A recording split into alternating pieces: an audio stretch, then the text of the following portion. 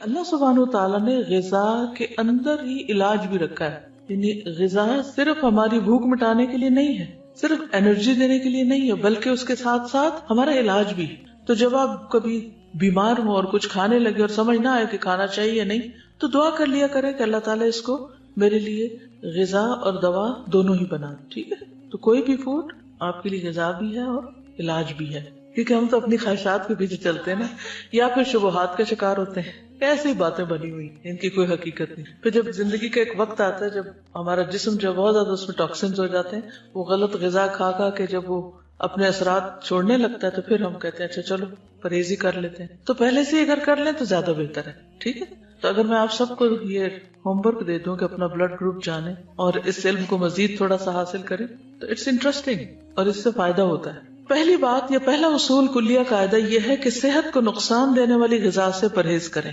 محمود بن لبید رضی اللہ عنہ سے مروی ہے کہ رسول اللہ صلی اللہ علیہ وسلم نے فرمایا، اللہ تعالیٰ اپنے بندے کو جس سے وہ محبت کرتا ہو دنیا سے اسی طرح بچاتا ہے جیسے تم لوگ اپنے مریض کو کھانے پینے سے بچاتے، اور کھانے کی صورت میں تمہیں اس کی طبیعت خراب ہونے کا اندیشہ ہوتا ہے. اچھا، کچھ چیزوں کی الرجی تو بہت معمولی ہوتی ہے لیکن کچھ بہت سیویئر بھی ہوتی، تو اس کا بھی آپ کو پتا ہونا چاہیے، اور جس سے ایک دفعہ نقصان ہو جائے دوبارہ اس راستے پہ نہ جائیں. رسول اللہ صلی اللہ علیہ وسلم نے فرمایا، جب اللہ تعالیٰ کسی بندے سے محبت کرتے ہیں تو اسے دنیا سے اس طرح روکتے ہیں جس طرح تم میں سے کوئی اپنے مریض کو پانی سے روکتا ہے. بعض بیماریوں میں پانی پینا نقصان دہ ہوتا ہے، کسی کو معلوم ہے؟ معلوم ہے آپ کو یہ بات؟ کچھ عرصے سے ایک میل اور ایک ٹوٹکا ایسا ہر ایک کو سرکولیٹ کیا جاتا ہے جس میں پانی پینے کے فوائد بتائے جاتے ہیں، اور کہا جاتا ہے کہ 6 گلاس اور 8 گلاس اور 1.5 لیٹر اور اتنا پانی تو سویرے پی لیں اور پھر اتنا پییں اور اتنا پیئیں.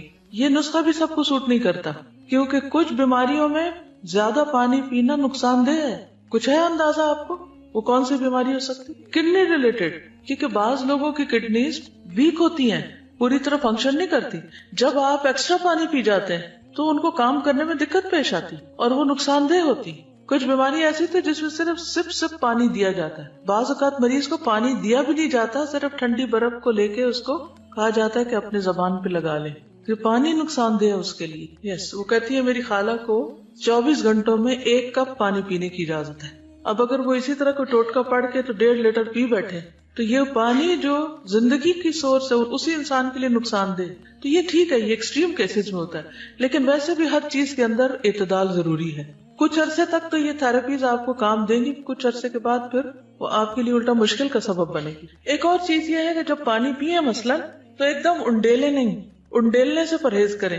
مسنون طریقہ کیا ہے؟ 3 سانس میں پینا، اور اس کو بھی جیسے گھونٹ گھونٹ پیتے ہیں، یعنی جیسے کھا کے پیتے ہیں اس طرح پیئیں. ٹھیک، ایک ہوتا ہم تیزی سے پی جاتے ہیں، تیزی سے نہیں پی، رائٹ، گھونٹ گھونٹ گھونٹ گھونٹ کر کے.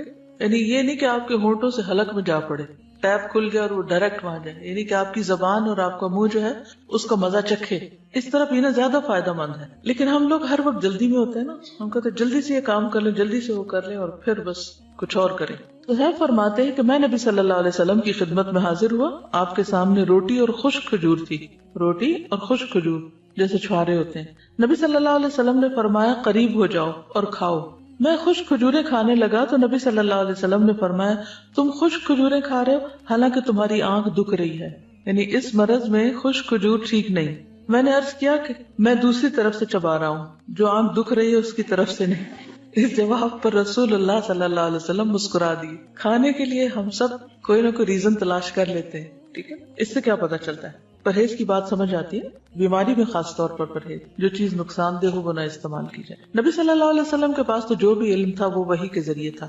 ٹھیک ہے، تو اس لیے ان چیزوں کو تو ہم ایز اٹ از لے سکتے. پھر بلا وجہ کی دوائیوں سے پرہیز. کچھ لوگوں کو دوائیاں کھانے کا شوق ہوتا ہے، تسکین ہوتی ہے ان کو دوا کھا کے. اچھا، کچھ بچوں میں بھی یہ مزاج پایا جاتا ہے کہ بڑے شوق سے دوا کھاتے، جہاں کہیں کوئی دوا دیکھتے ہیں وہ کھانے کے لیے مانگتے ہیں، کیونکہ اب کئی طرح کے فلیور بھی شامل کر دیے گئے دواؤں میں. کوئی وہ سیرپ پی جائیں گے، کوئی گولیاں کھا جائیں گے.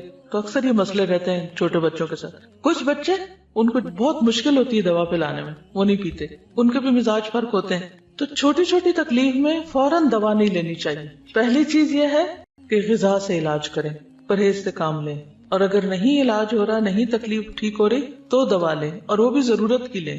اور کثرت سے پرہیز کریں. جی کیونکہ میں نے ایک ڈاکٹر سے پوچھا, انہوں نے مجھے کوئی دوا ریکمینڈ کی, تو میں نے کہا اس کے کوئی سائیڈ افیکٹس نہیں. وہ کہنے لگے ٹو بی ویری آنےسٹ, ہر دوا کے سائیڈ افیکٹس ہیں. یعنی کوئی اگر یہ کہے بھی نا کہ اس کے کوئی سائیڈ افیکٹس نہیں, تو یہ ماننے کی بات نہیں. ہر دوا کے, کیونکہ دوا ہے نا, اور خصوصاً ہماری دوائیاں جو بنتی ہیں سب اسٹینڈرڈ بھی ہوتی ہیں, اور اس کے علاوہ جو کیمیکلز اس میں ہوتے ہیں اور جو پروسیسڈ ہوتی ہیں بہت زیادہ.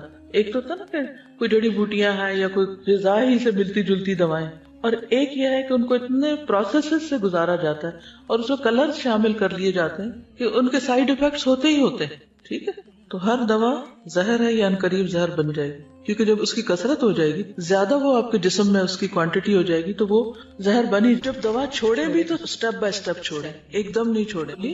حضرت عائشہ بیان کرتی ہیں کہ بعض اوقات رسول اللہ صلی اللہ علیہ وسلم کو کوکھ میں درد ہوتا اور بہت شدید ہو جاتا.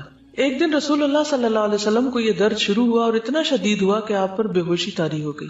ہمیں اندیشہ ستانے لگا, لوگ بھی خوف زدہ ہو گئے, اور ہمارے خیال کے مطابق آپ کو ذات الجم کی شکایت تھی, نمونیا جس کو بولتے ہیں. چنانچہ ہم نے رسول اللہ صلی اللہ علیہ وسلم کے منہ میں دوا ٹپکا دی, جس سے آپ کی وہ کیفیت ختم ہوئی. طبیعت کچھ سنبھلی تو آپ کو اندازہ ہو گیا کہ آپ کے منہ میں دوا ڈالی گئی ہے. آپ نے اس کا اثر محسوس کیا. آپ نے فرمایا تمہارا خیال یہ ہے کہ اللہ عز و جل نے مجھ پر اس بیماری کو مسلط کیا, حالانکہ اللہ اسے مجھ پر کبھی بھی مسلط نہیں کرے گا. اس ذات کی قسم جس کے ہاتھ میں میری جان ہے, گھر میں میرے چچا کے علاوہ کوئی آدمی ایسا نہ رہے جس کے منہ میں دوائی نہ ڈالی جائے. یعنی ان سب نے مل کے میرے منہ میں ڈالی ہے, اب ان کے منہ میں بھی ڈالی جائے. ٹھیک, یعنی حتیٰ کہ کوئی شخص بے ہوش ہو یا بعض امراض ایسے ہیں کہ اس میں دوا دینے سے پہلے اس سے پوچھ لینا چاہیے. اس لیے بہت سے ڈاکٹر سائن لیتے ہیں کہ آپ راضی ہیں اس پر. خصوصاً سرجریز میں تو آپ دیکھیں کہ سگنیچر کرنے پڑتے ہیں, اور ڈسکلیمرز ہوتے ہیں کہ ہم ذمہ دار نہیں ہیں. ٹھیک ہے, ہم آپ کی مدد کرنا چاہتے ہیں, لیکن اگر کچھ ہو گیا تو آپ خود ہی ذمہ دار ہیں. پہلا پوائنٹ کیا ہے؟ پرہیز علاج سے بہتر ہے. دوسرا, بلا ضرورت دوا سے اجتناب کی. ایک اور چیز یاد رکھیے, جب کسی بھی دوا کے کھانے سے کوئی ری ایکشن فیل ہو رہا آپ کو, آپ کے جسم کے اندر کوئی چیز ایسی محسوس ہو رہی یا اسکن پہ یا کسی بھی طرح, تو فوری طور پر پھر مزید کنسلٹ کر لینا چاہیے. پھر موسموں کے اثرات کا خیال رکھنا چاہیے. سخت سردی اور سخت گرمی کے منفی اثرات سے بچنے کے لیے ہر ممکن احتیاط اور پرہیز, گھر, لباس, خوراک, تمام چیزیں موسم کے تقاضوں اور ضروریات کے مطابق ہوں. یعنی پرہیز صرف کھانے کا نہیں بلکہ انوائرنمنٹ کو بھی اپنے حسب حال کرنا چاہیے. بہت زیادہ کمفرٹیبل بھی نہ ہو کہ انسان سونے ہی لگ جائے, اور ایسا بھی نہ ہو کہ بیمار پڑ جائے. کچھ لوگ اتنی ہیٹنگ کر لیتے ہیں, اس سے بھی نقصان ہوتا ہے. اور کچھ لوگ جو ہے وہ جرسی کے بغیر باہر نکل جاتے ہیں اور بیمار ہو کے واپس لوٹتے ہیں, تو وہ بھی ٹھیک نہیں. احتیاط بہتر ہے, اعتدال بہتر ہے. ہر شخص کو اپنے مزاج کو, اپنے جسم کو, اپنی ضروریات کو خود بھی سمجھنے کی کوشش کرنی چاہیے. اس میں بھیڑ چال نہیں کام دے گی کہ وہ یہ کر رہا ہے تو میں بھی, اس نے کچھ نہیں پہنا ہوا تو میں کیوں پہنتا ہوں. تو کسی کی نقالی مت کریں, اپنے مزاج اور اپنے بدن کو سمجھے کہ وہ کیا چاہتا ہے. اب اس میں آپ دیکھیے, جیسے موسموں کے اثرات کی بات کی نا, تو سردی سے بچیے جب سردی زیادہ ہو, گرمی سے بچیے جب گرمی زیادہ. اسی طرح اگر بہار کے موسم میں آپ کو کسی خاص پودے سے الرجی ہے یا اور کوئی چیز سوٹ نہیں کرتی, تو اس سے بھی بچنے کی ضرورت ہے. پھر وبائی اور متعدی امراض. متعدی کس کو کہتے ہیں؟ کنٹیجس, جو دوسرے کو لگ جائے. جیسے فعل لازم اور فعل متعدی ہوتا ہے, متعدی کون سا ہوتا ہے؟ جو مفعول طلب کرتا ہے. تو اسی طرح متعدی بیماری وہ ہوتی ہے کہ جو ایک سے آگے دوسرے کو جا پہنچتی. امراض پھیلنے کے موسموں, خصوصاً برسات اور گرمی میں خصوصی حفاظتی تدابیر کرنا, مثلا پانی کے ذخائر صاف رکھنا, رہائشی علاقوں کے آس پاس مچھروں, مکھیوں اور دیگر کیڑے مکوڑوں کی امکانی افزائش کی روک تھام کے لیے ادویات وغیرہ چھڑکنے کا انتظام کرنا, اور اپنے تمام گرد و پیش کو حفظان صحت کے اصولوں کے مطابق ڈھالنا. گلے سڑے یا پہلے سے کاٹ کر رکھے ہوئے پھل یا سبزیاں کھانے سے پرہیز کرنا. یہ ساری چیزیں اس میں آ جاتی ہیں. یہاں پر حفاظتی ٹیکوں کی بات کی گئی ہے, جس کے میں پرسنلی سخت خلاف ہوں. اس لیے میں کسی کو بھی یہ مشورہ نہیں دیتی کہ وہ بچوں کو یا بڑوں کو حفاظتی ٹیکے لگوائیں. کئی لوگ فلو شاٹس لیتے رہتے ہیں, اور بعض لوگ بچوں کو جو حفاظتی ٹیکے لگواتے ہیں اور وہ سمجھتے ہیں کہ اس میں شفا ہے. اگر آپ اس پر تھوڑی سی ریسرچ کریں تو آپ کو پتہ چل جائے گا کہ یہ بذات خود بچوں کے اندر کتنی ڈسیبلٹیز پیدا کرتے ہیں.